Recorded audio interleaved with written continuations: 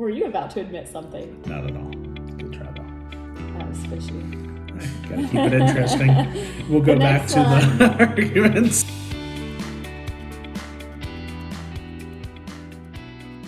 Hey guys.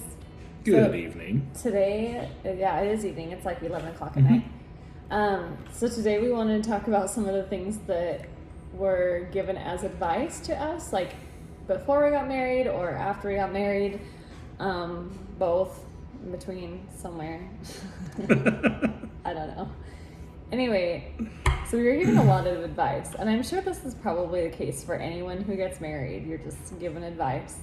And so we wanted to talk about like some of the advice that we've really taken to heart and that we feel like has helped our marriage, and then some that's just been totally ridiculous, which actually I feel like some of the more common ones are kind of ridiculous. I like them. Anyway, so we're going to talk about different. Some of that stuff. We are. So actually, probably my favorite by far of all of these is the first one we're going to talk about. And I was given this advice by my mom, actually, before I even got married. She says, never threaten a divorce. Like, that's not up on the table for negotiation. Like, it's not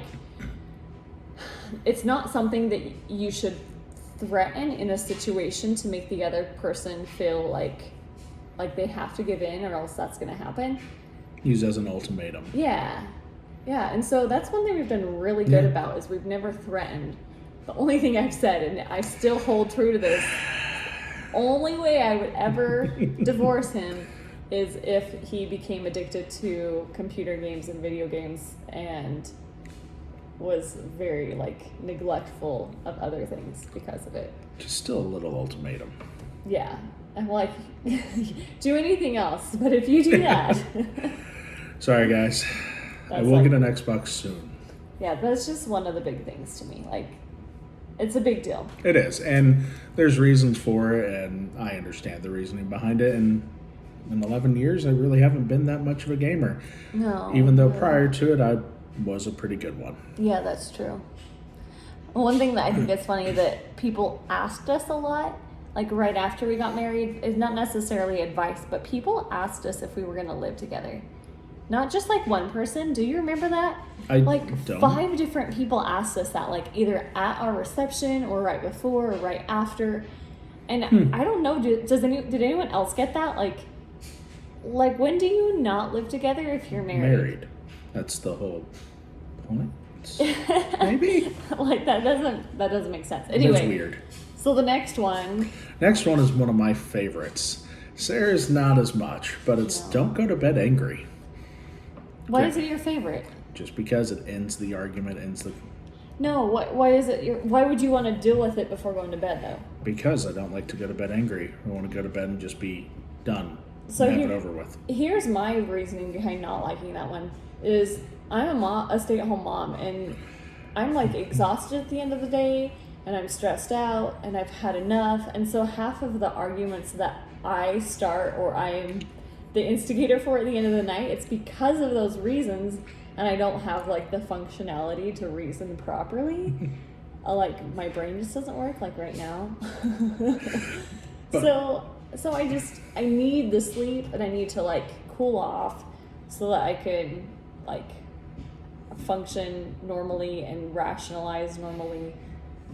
So that's why I don't like it. I think it's perfectly fine to go to bed during an argument and not figure it out until the next day or whatever. See, I can't. My mind will race. My mind will still go through the argument through different ways of having the conversation, and I'll end up having an argument in my own head, and I can't do it.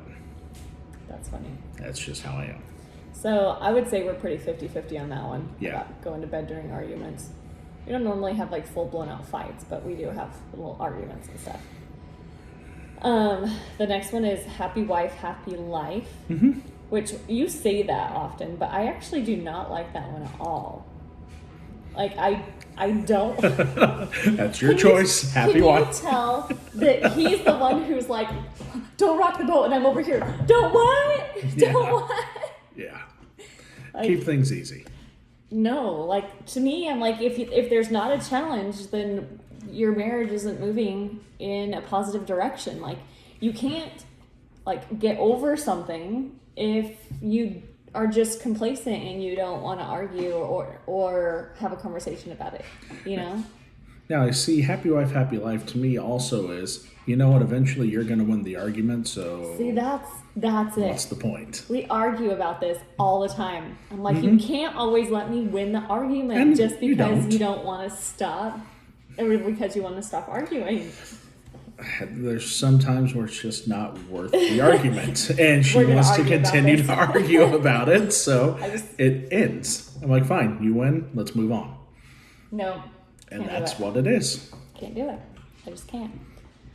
It's because you like to poke the bear in its So the next one is one you actually remembered. It says, don't talk to people about problems. Don't talk about problems with other people. That's what it is. Because, like, they're not in your life. So, of course, they're going to take your side and you're, telling your side of the story. So this one is actually one we do really well. Like, neither of us really like to talk to other people about it anyway. I mean, we're just pretty good at it. Every once in a while, it would be nice to vent, but that's just something we go through and vent at each other afterwards. Were you about to admit something? Not at all. Good try, though. That was fishy. Gotta keep it interesting. We'll go back to the arguments. The next one is don't go into debt. So I was actually working at a clothing store, and my manager was getting out of debt, and he was like, you guys are about to get married, like, here, have my Dave Ramsey book. My wife and I don't need it anymore. We're almost out of debt. We got it down. Take this book. It was given to us at our wedding, so it's my wedding gift to you guys. In fact, we still have it, and it even has like a little two and their names and stuff in it. It's just funny. And so he's like, just don't go into debt no matter what. Yep. Didn't do that at all. Not at all. Nope. We didn't listen. Now we are out of debt except for our house, which is awesome. For the first time in our marriage, we've been married almost 11 years. 11 years on Saturday. Yeah. Who remembered that? You did. I mean, I'll give it to him. He remembers the dates better than I do. He does, and it's fine. I have a lot more other things to remember. Like our I don't ever forget about it, but he just like he remembers before I do. Like I knew it was coming up, but I didn't go look at the calendar and see what day it was on. I didn't have to look at the calendar. But you do, because of work you do. Anyway. So... The next one is wait to have kids. And we waited 1.5 years before we got pregnant. I mean, not on purposely. We waited a year, and then it took us 6 months to get pregnant with Liam. But it was the greatest advice ever. It was. Because we got to know each other a lot better. I mean, we'd only known each other for 3 months before, so we had to know each other a little bit longer than 3 months, but yes. 6 months. Accurate. That's double. That is double. That's double the time frame. Yeah. Sorry.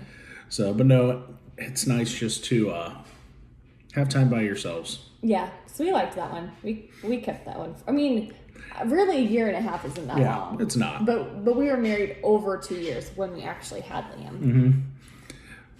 A lot of people, were you going to say a lot of people thought I was pregnant? Yeah. Yeah. A lot of people thought I was pregnant because we got married so fast. We were not. We actually waited until marriage. Anyway. So the next one is date your spouse.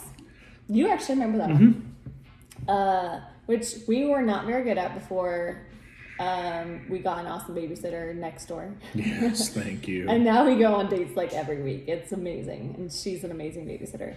So we do that a lot now. We didn't before. And it also helps that we're out of debt. Yeah. Because we don't feel so guilty about dropping money on a babysitter and going out to eat or something like that. Which most of the time when we go out to eat, we just go get takeout and sit in your truck and visit. That's nice. I mean, COVID, that's really all you can do anyway. And Thai food is really good. She won that battle. Yeah.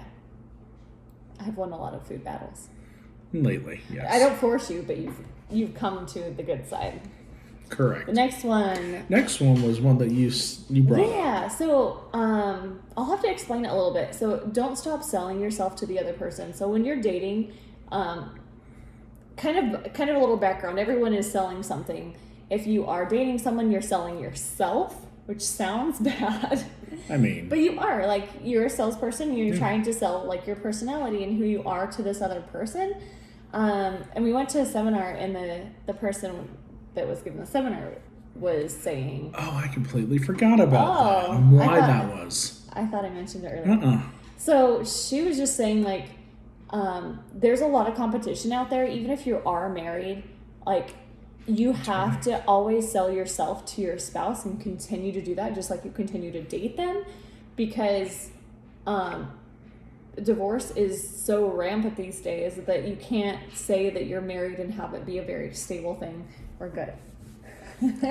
but it is. I'm cool. But it is like one of those things that it's everyday life now for people to get divorced. So always sell yourself to the other person, and be your best self, and don't, like, degrade yourself. She always talked about, like, dressing up for the other person, like wearing makeup. Don't wear makeup. That was I was saying, I'm dressing up right now, so. I'm just wearing a t-shirt.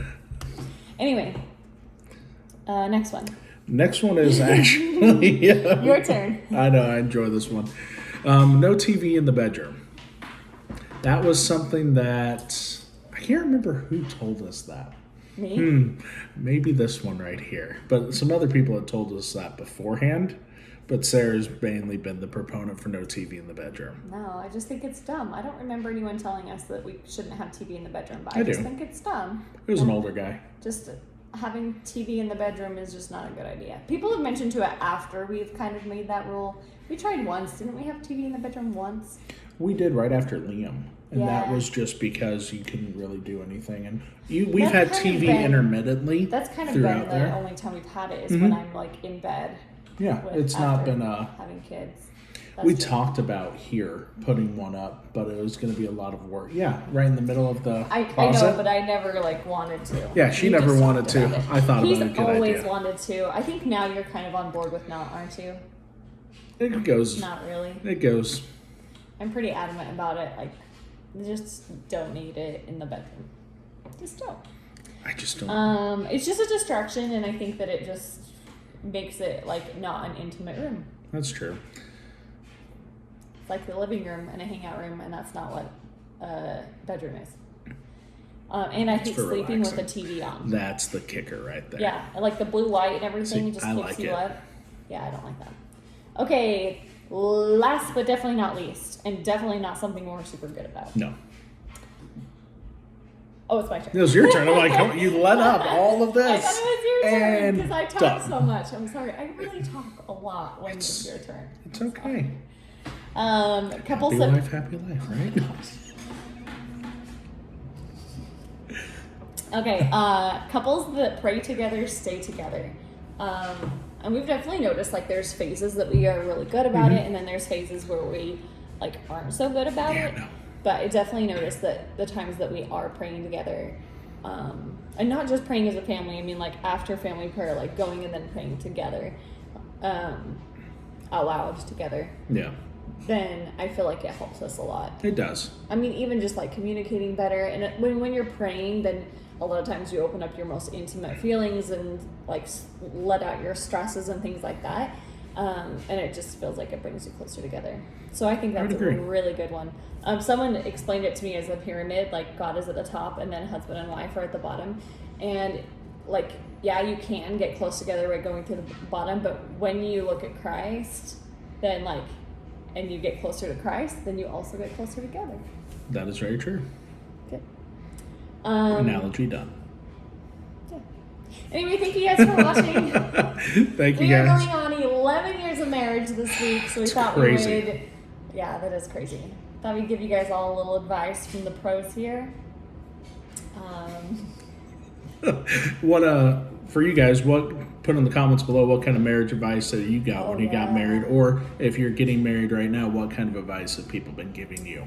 That would be fun to hear. All right, let's hear it in the comments. Thanks for watching, guys. We love you guys so much. And if you like this video, give it a share, thumbs up, like, comment, whatever.